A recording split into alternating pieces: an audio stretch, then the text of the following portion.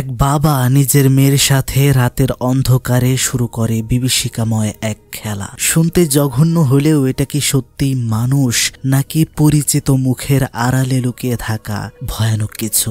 ছায়ার ফাঁকে ফিসফিসানোর ডাক, প্রতিটি মুহূর্ত যেন আতঙ্কের উন্মাদনা।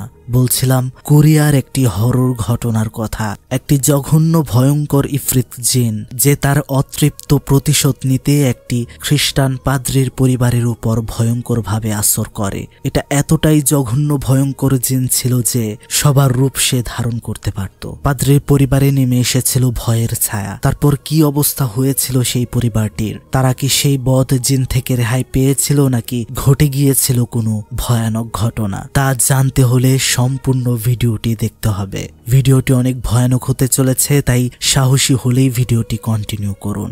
তাহলে চলুন বন্ধুরা, আবারও অনেক দিন পর আমার সাথে চলে যাবেন ভয়ানক দুনিয়ায়, যেখানে আপনার ভয় করবে। তার আগে চ্যানেলটি সাবস্ক্রাইব করে ফেলুন। ঘটনার শুরুতেই আমাদেরকে একজন খ্রিস্টান ধর্মের পাদ্রী অর্থাৎ পুরোহিতকে দেখানো হয়। তার নাম জংসু। সে একটা বাড়িতে যায় একটা মেয়ের শরীর থেকে খারাপ জিন বের করার জন্য। মেয়েটির শরীরে জিনটা ছিল খুবই ভয়ঙ্কর, তাকে বেঁধে রাখা হয়েছিল।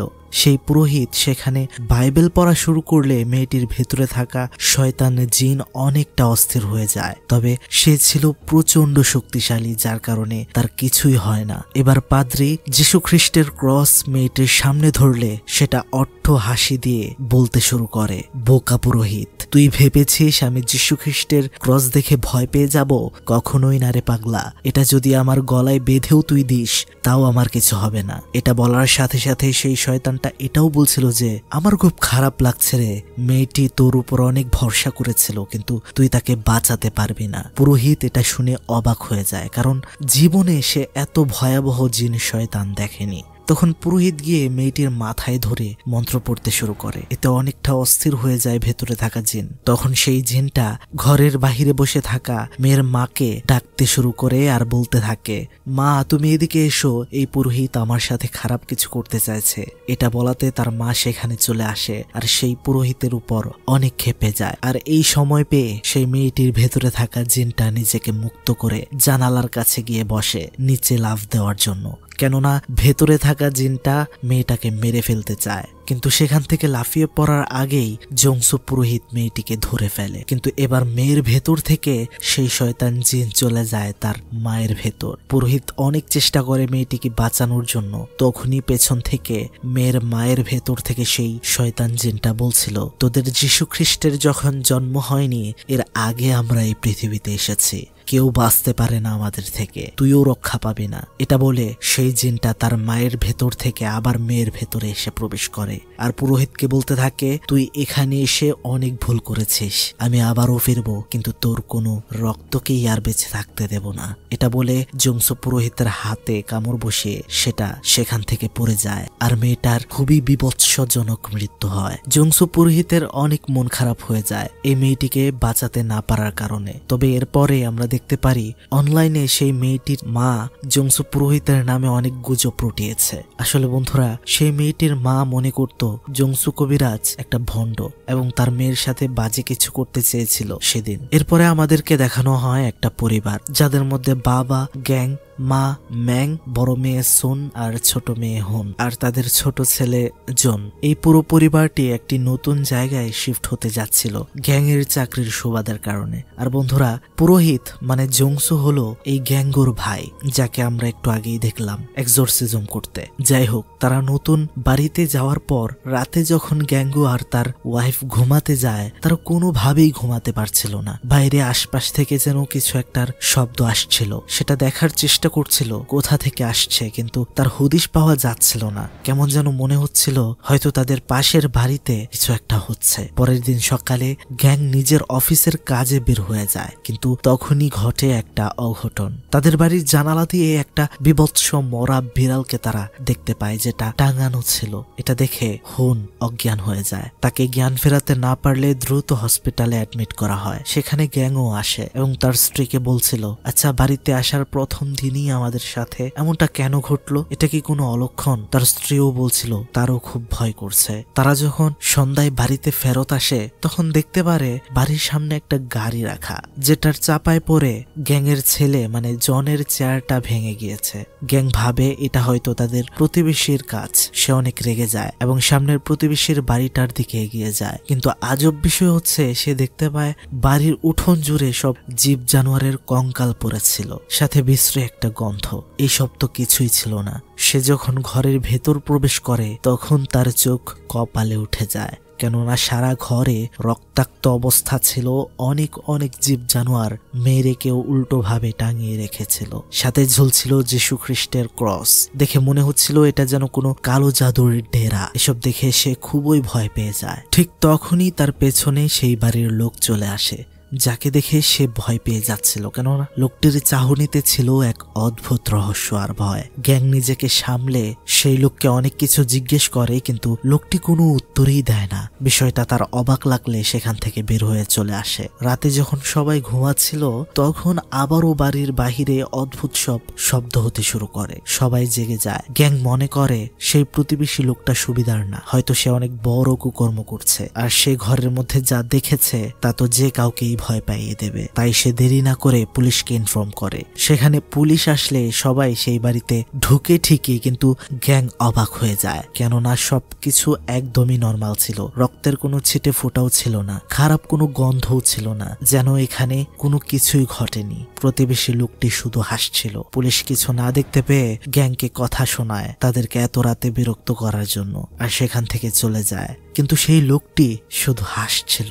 এদিকে আমরা দেখতে পারি জংসু পুরোহিত নিজের ঘরেই বসেছিল, কিন্তু হঠাৎ করে তার উপর থেকে রক্তের ফোঁটা পড়তে শুরু করে। সে উপরে চাইতেই দেখতে পারে ছাদের সাথে লেগে রয়েছে সেই ভয়ঙ্কর শয়তান। রূপ ধরে রেখেছে ঘটনার শুরুতে দেখানো সেই মেয়েটির। সেটি বলছিল, তুই ভেবেছিস এত সহজে তোকে আমি ছেড়ে দেব?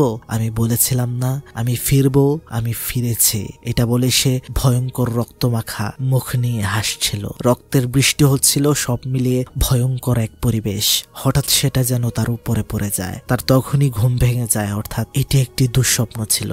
কিন্তু এবার সে অনেক ভয় পাচ্ছিল। সে বুঝতেই পারছিল যে এই শয়তান তাকে সহজে ছেড়ে দেবে না। সেদিন রাতে আমরা দেখতে পারছিলাম গ্যাং তার মেয়ে হুনের রুমে প্রবেশ করে, কিন্তু তার চোখে ছিল এক অদ্ভুত রহস্য কুদৃষ্টি। হুন এটা দেখে উঠতে গেলে মাথার চুল ধরে গ্যাং তাকে বিছানার সাথে চেপে ধরে। অদ্ভুত নজরে তার মেয়ের শরীর সে দেখছিল। খুব ঘৃণিত একটা ব্যাপার মনে হচ্ছিল। হুন অনেক ভয় পাচ্ছিল নিজের বাবা তার সাথে এরকম আচরণ করছে, যেটা তার বিশ্বাসই হচ্ছিল না। গ্যাং সেখান থেকে চলে গেলে সকালবেলা সবাই যখন ব্রেকফাস্ট করছিল, হুন সেখানে তার বাবাকে একদমই নর্মাল আচরণে দেখতে পায়। সে রাতের বাবা আর এখনকার বাবাকে মেলাতেই পারছিল না। যাই হোক, এখানে আরো একটা আশ্চর্য ঘটনা ঘটে। গ্যাং এর স্ত্রী অদ্ভুত ভাবে খাবার খাচ্ছিল। ব্যবহার ছিল খুবই ভয়ানক। সবাই তখন তাকে ভয় পাচ্ছিল, যেটা সে কখনই করে না। কিন্তু রাতে যখন গ্যাং আবার অফিস থেকে ফিরে আসে তখন বাসায় ঢুকে তার ওয়াইফকে সে স্বাভাবিক ভাবেই দেখতে পায়। সে তখন তাকে জিজ্ঞেস করে, তোমার সকালে কি হয়েছিল? খাবারের সময় তুমি এমন কেন করছিলে? কিন্তু তার ওয়াইফ তখন আশ্চর্যকর একটা উত্তর দেয়। সে বলে, আরে আমি তো সকালে বাসায় ব্রেকফাস্ট করিনি, আমি তো আমার ফ্রেন্ডের সাথে দেখা করতে গিয়েছিলাম। এখন এটা শুনে তো আরো রহস্যে ডুবে যায় গ্যাং। তাহলে সকালে তাদের সাথে কে ছিল? গোসল করার সময় সুন লক্ষ্য করে হুন বাইরে থেকে কিছু একটা বলার চেষ্টা করছে। সে বলছিল, আচ্ছা তুমি কি তোমার ভাই বোনের জন্য নিজেকে স্যাক্রিফাইস করতে পারবে? তার এমন আজব প্রশ্ন সুনকে ভাবিয়ে তুলছিল। আর কিছু না বলে সে সেখান থেকে চলে যায়। গোসল শেষে সুন হুনের কাছে গিয়ে প্রশ্ন করে, এরকম জিজ্ঞেস করার কারণ কি? তখন হুন বলে, আরে কি বলছো, আমি তো ঘর থেকেই এখনো বের হইনি, বাথরুমে কখন যাব? এটা শুনে সুন হুনকে ঘরে নিয়ে বসিয়ে আগের দিনের রাতের কথা তাকে বলে, যে তাদের বাবা গ্যাং তার সাথে কেমন আচরণ করেছিল সেদিন রাতে। এটা শুনে সোনু অবাক হয়ে যায়। ঠিক তখনই ঘরে প্রবেশ প্রবেশ করে গ্যাং। তার ব্যবহার অদ্ভুত, কণ্ঠ অদ্ভুত। সে বলতে থাকে বাবার নামে এমন কথা উঠানো একদমই উচিত নয়। এটা বলে একটা ছুরি নিয়ে তাদের উপর আঘাত করতে যায়, কিন্তু তারা দুই বোন কোনো রকমে সেই ঘর থেকে বের হয়। কিন্তু আবারও তাদের সামনে এসে পড়ে গ্যাং। সে হাতের ধাক্কা দিয়ে সুনকে সিঁড়ি থেকে নিচে ফেলে দেয়। হুন যায় তার বোনের কাছে, কিন্তু পেছন দিয়ে হাতে একটা হাতুড়ি নিয়ে এগিয়ে আসছিল গ্যাং তার মেয়েদের মারার জন্য। হুন তখন নিজেকে বাঁচাতে লুকিয়ে পড়ে। ততক্ষণ এইদিকে সোনেরও জ্ঞান ফিরে যায়। জ্ঞান ফিরতে সে দেখতে পায় তার বাবা হাতুড়ি দিয়ে তাকে আঘাত করতেই যাবে, ঠিক তখনই নিচে থেকে একটা শব্দ ভেসে আসে। পেছনে হুনও চলে আসে। শব্দটা শুনে গ্যাং আর কিছু না করে সেখান থেকে কিছু না বলে চলে যায়। কিন্তু একই আবারও সিঁড়ি দিয়ে গ্যাং উঠে আসছিল। এটা দেখতে পেয়ে তারা দুই বোন আবারও অনেক ভয় পাচ্ছিল, ভাবছিল তাদের বাবা তাদেরকে মেরেই ফেলবে। কিন্তু গ্যাং এসব দেখে আশ্চর্য হয়ে গিয়েছিল। সে বলছিল কি হয়েছে তোমাদের, তোমরা আমাকে এত ভয় পাচ্ছ কেন? একজনেরই দুই রকম আচরণ, তারা দুই বোন তা নিতেই পারছিল না, অবাক হচ্ছিল। শব্দ শুনতে পেয়ে পাশের রুম থেকে ছোট্ট ছেলে জুন বের হয়ে আসে। কেউ কিছু বুঝতে পারছিল না তারা। ঠিক তখনই সেখানে তাদের মা সেখানে আসে, যাকে দেখে বোঝাই যাচ্ছিল যে সে স্বাভাবিক না। সে নিচ থেকে হাতুড়িটা নিজের হাতে নেয় এবং সবাইকে আক্রমণ করতে শুরু করে। এটা দেখে তো সবাই ভীত হয়ে যায়। মা যখন তার মেয়েকে আঘাত করে মেরেই ফেলবে, তখন নিজের উপর সেই আঘাত গ্যাং নিয়ে নেয়। এতে বোঝাই যাচ্ছে ডাল মে কুছ তো কালা হ্যায়। তখনই একটা অদ্ভুত হাসি দিয়ে তাদের মা সেখান থেকে পাশের রুমে চলে যায়। কিন্তু এ কি, সিঁড়ি দিয়ে আবার কে উঠে আসছে? এ তো তাদের এই মা। সে বলছিল কি হয়েছে এখানে, তোমরা এত ভয় পাচ্ছ কেন? গ্যাং তখন আরো অবাক হয়ে যায়। তাহলে এই মাত্র এসব কেলেঙ্কারি করে রুমে কে ঢুকেছে যদি তার ওয়াইফ এখানে থাকে? সে রুমটা চেক করে দেখতে পারে সেখানে কেউ নেই। অর্থাৎ তাদের সাথে যা ঘটে গেল তা যে সম্পূর্ণ ভৌতিক লোমহর্ষক ঘটনা ছিল তা এখন তারা বুঝতে পারছে। এদিকে আমরা দেখতে পারছিলাম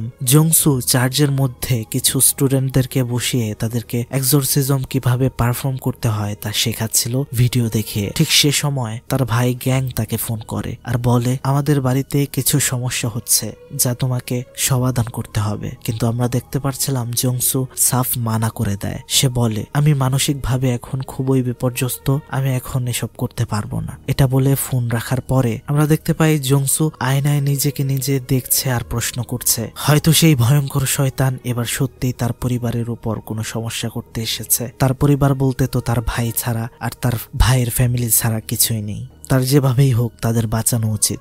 আর এদিকে গ্যাংয়ের পরিবার সবাই সিদ্ধান্ত নিচ্ছিল যে এই বাড়িটা তারা ছেড়ে দেবে। তখনই সেখানে জংসু এসে প্রস্তুত হয়। তখন তারা একসাথে বসে। গ্যাং তাকে সম্পূর্ণ ঘটনাটা খুলে বলে। গ্যাং তাকে আরো বলে যে তাদের প্রতিবেশী বাড়িতে সে ভয়ঙ্কর কিছু দেখেছিল। সে মনে করছে সেখান থেকেই এই অবাস্তব জিনিসগুলোর সূচনা হয়েছে। আমরা দেখতে পাচ্ছিলাম সেদিনই রাতে জংসু সেই বাড়িতে ঢুকে, আর ঠিক তাই সে দেখতে পায় যা দেখেছিল গ্যাং।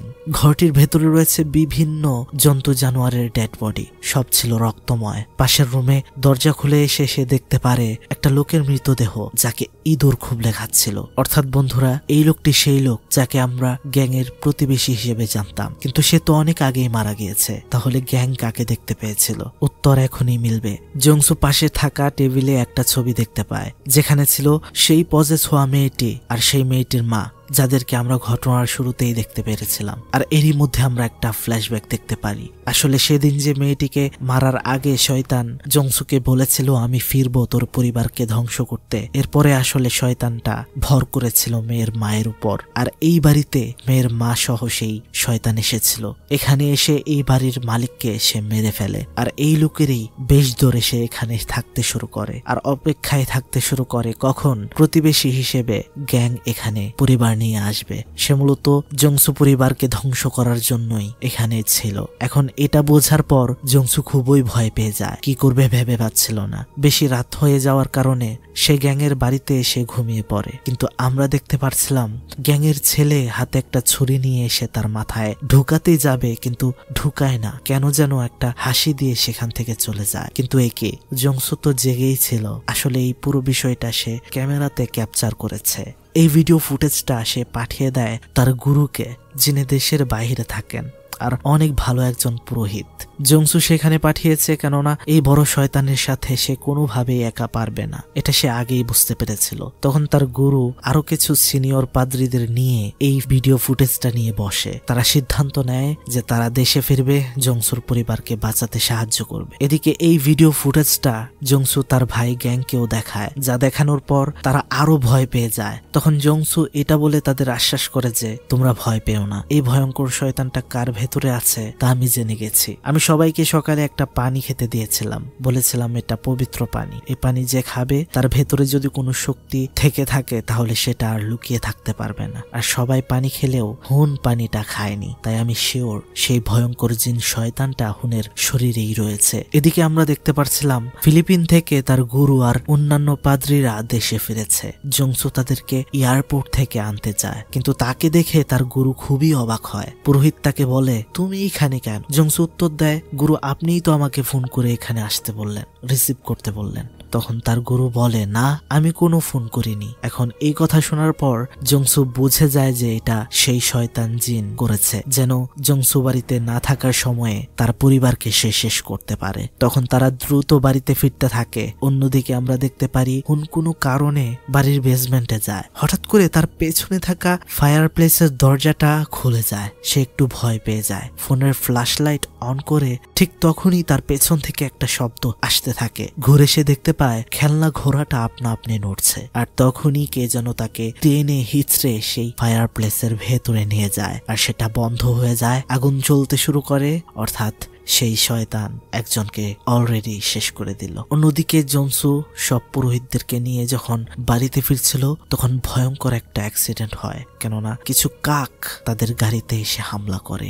এদিকে আমরা দেখতে পারি গ্যাং তার সোন মেয়েকে অজ্ঞান করে দিয়ে তাকে খাটের সাথে বেঁধে ফেলেছে। তার স্ত্রী তাকে আটকালে সে তাকে বলে, দেখো আমাদের বাঁচতে চাইলে সবাইকে আটকে ফেলতে হবে, কেননা এই জিন যখন তখন যে কারো ভেতরে থাকতে পারে। ঠিক তখনই সেখানে আহত রক্তাক্ত শরীর নিয়ে বাড়িতে প্রবেশ করে জংসু, অর্থাৎ সেই অ্যাক্সিডেন্টে সে মারা যায়নি। জংসু তাদের অ্যাক্সিডেন্টের কথা গ্যাংকে খুলে বলে। সে এটাও বলে যে সবাই মারা যাওয়ার কারণে এখন আর রিচুয়াল করা সম্ভব হবে না, কারণ সে তার গুরুর মতো শক্তিশালী না। গ্যাং তখন তাকে অনেক রিকোয়েস্ট করে যে তুমি তো পারো, তুমি এক্সোরসিজম পারফর্ম করো। জংসু তখন বলছিল আমি কিভাবে আমার আপন মানুষদের শেষ হতে দেখব, কারণ এর আগের বার আমি একটা মেয়েকে বাঁচাতে পারিনি। গ্যাং যখন অতিরিক্ত রিকোয়েস্ট করছিল তখন সে সুনের উপর রিচুয়াল করতে আরম্ভ করে। এদিকে অ্যাক্সিডেন্টের জায়গায় আমরা দেখতে পারি রেস্কিউ টিম পৌঁছেছে, সব লাশগুলো বের করছে, কিন্তু আশ্চর্য বিষয় হলো সেখানে পড়েছিল আহত জংসু। সে এখানে কিভাবে? সে যদি এখানে হয় তাহলে বাড়িতে কে রয়েছে? আসলে বন্ধুরা, এই মুহূর্তে সুনের উপর যে রিচুয়াল করছে এটাই হলো শয়তান জিন। আসলে সে এখানে রিচুয়ালের নামে সুনকে কষ্ট দিয়ে মেরে ফেলতে চাইছিল, এটা সহ্য করতে পারছিল না তার মা। সে গিয়ে সুনের বাঁধনটা খুলে দিতে চেষ্টা করছিল, কিন্তু তখন গ্যাং ভাবে তার বউয়ের ভেতরেই রয়েছে হয়তো শয়তান, নয়তো সুনকে কেন খুলতে চেষ্টা করবে। তখন সে তার বউকে আঘাত করে, গলা চাপ দিয়ে ধরলে নিজের প্রাণ বাঁচাতে তার বউ তার মাথায় আঘাত করে দেয়। এভাবে নিজেরা নিজেদের মধ্যে ভুল বোঝাবুঝির ঝগড়া হয়ে গেলে তারা আহত হয়ে যায়। ঠিক তখনই ঘরের ভেতরে একটা বিকট আওয়াজ, তার সাথে ঘরটা একদমই পরিণত হয় একটা ভয়ঙ্কর পরিবেশে, যেখানে জংসুর রূপে থাকা শয়তানটা হাসতে শুরু করে। গ্যাংয়ের বুঝতে বাকি রয় না এটা তার ভাই নয়। সে কিছু করতে যাবে কিন্তু তাকেও আঘাত করে আহত করে ফেলে। সে তখন তার ছোট ছেলেকে বলে বেঁচে থাকতে হলে এখান থেকে তুই পালিয়ে যা। সে পালিয়ে গেলে তখন গ্যাংকে সেটা মেরেই ফেলবে। সেখানে তখন আসল জংসু চলে আসে আর মন্ত্র পড়তে শুরু করে, যার কারণে সেটা সেখান থেকে অদৃশ্য হয়ে যায়। তখনই নিচে বেসমেন্ট থেকে ছোট্ট ছেলের কণ্ঠে কান্নার আওয়াজ আসছিল। জংসু গ্যাং তারা সেখানে দৌড়ে গিয়ে দেখতে পারে ছেলে প্রচন্ড ভয়ে রয়েছে। কি হয়েছে এটা জিজ্ঞেস করলে ছেলেটি সেই ফায়ার প্লেসের দিকে দেখায়। সেখানে গিয়ে গ্যাং দেখতে পায় তার বড় মেয়ে হুন আগুনে ঝলসে গিয়েছে। কি একটা অবস্থা! তখনই উপর থেকে সোন নিচে নামতে থাকে আর বলতে থাকে, বাবা তুমি এটা আমার সাথে কেন করলে? তোমার এটা করা একদমই উচিত হয়নি। কিন্তু জংসুর সুনকে মনে হচ্ছিল সে একদমই স্বাভাবিক না, তাই সেখানে থাকা একটা আয়না ধরতেই সেই ভয়ঙ্কর শয়তানের কুৎসিত রূপ ফুটে ওঠে সুনের ভেতর। জংসু তখন মন্ত্র জপ করতে শুরু করে, কিন্তু আজব বিষয় হচ্ছে সেই শয়তানটা তার সব মন্ত্রগুলো উল্টো ভাবে সাথে সাথে বলছিল। মানে এখানে জংসু বাইবেল পড়ছিল, যেটা সেই শয়তানটা আবার উল্টো করে বলছিল, যা আমরা জেনে থাকি যে কুরআন উল্টো ভাবে তিলাওয়াত করলে কুফরি হয়। বিষয়টা এমনই আর কি। জংসু যতই পড়ার স্পিড বাড়ায়, সেটা হুবহু স্পিড বাড়িয়ে কপি করে, সেটা সে কোনোভাবেই পারছিল না। সেই শয়তানটা তখন তার উপরে অ্যাটাক করলে গ্যাং তখন তার ভাইকে বাঁচাতে পবিত্র পানি সেই শয়তান জিনের উপর ঢেলে দিলে সেটা কিছুটা নিয়ন্ত্রণে আসে। এই সুযোগে জংসু সেটার চোখ ঢেকে দেয়, মাথায় ধরে মন্ত্র পড়তে শুরু করে, কেননা জংসু বুঝতে পেরেছিল এই শয়তানের চোখের মধ্যে অনেক শক্তি রয়েছে। সেই শয়তানটা যখন কোনোভাবেই পারছিল না জংসুর সাথে, তখন সে জংসুর দুর্বলতার কথা স্মরণ করিয়ে দেয় যে তুই পারবি না, তোর কারণে আগেও একটা মেয়ে মারা গিয়েছে। এখন দুর্বলতায় আঘাত করার পরে জংসুর মন অন্যমনস্ক হতে না হতেই চোখ থেকে হাত সরে গেলে সেই শয়তান তার শক্তি দিয়ে জংসুকে ছুঁড়ে ফেলে দেয়, আর গ্যাংয়ের উপর সে অ্যাটাক করতে শুরু করে মারার জন্য। জংসু তার ঈশ্বরের কাছে বলতে থাকে, এই জিনকে আমার শরীরে প্রবেশ করার শক্তি দাও আমাকে। এটা বলে সে মন্ত্র পড়তে থাকলে সেই জিন এবার সুনকে ছেড়ে তার দিকেই আসছিল, প্রবেশ করছিল আর বলছিল, আমি তো এটাই চেয়েছিলাম রে বোকা পাদ্রী, তোর ভেতরে থাকতে আর আমার কার্য হাসিল করতে। কিন্তু আমরা দেখতে পাচ্ছিলাম যদিও জংসুর ভেতরে সেই শয়তান জিন প্রবেশ করেছিল, কিন্তু পুরোপুরি তাকে এখনো কন্ট্রোল করতে পারেনি। জংসু তখন দেরি না করে তার ভেতরে থাকা জিনের সাথে ফাইট করে সেখানে থাকা একটা যীশু খ্রিস্টের ক্রস ভেঙে ফেলে আর তার ভাইকে বলে এটা দিয়ে তাকে মেরে দিতে। কিন্তু গ্যাং এটা কোনোভাবেই করতে পারছিল না, সে কিভাবে তার ভাইকে মারবে? তখন জংসু বলে, ভাই সময় নেই। এটা বলে গ্যাং এর হাত দিয়ে জংসু তার ভেতরে যীশু খ্রিস্টের ক্রসটা ঢুকিয়ে দেয়। যেহেতু এটা পবিত্র জিনিস আর তার ভেতরেই রয়েছে সেই শয়তান, এ কারণে তার সাথে সাথে সেই শয়তানও পুরোপুরি ধ্বংস হয়ে যায়। সে তার পরিবারকে বাঁচাতে নিজেকে স্যাক্রিফাইস করে দেয়, যার কারণে বেঁচে যায় গ্যাংয়ের পুরো পরিবার। আর এইভাবেই এই ভয়ানক কাহিনীটির সমাপ্তি ঘটে।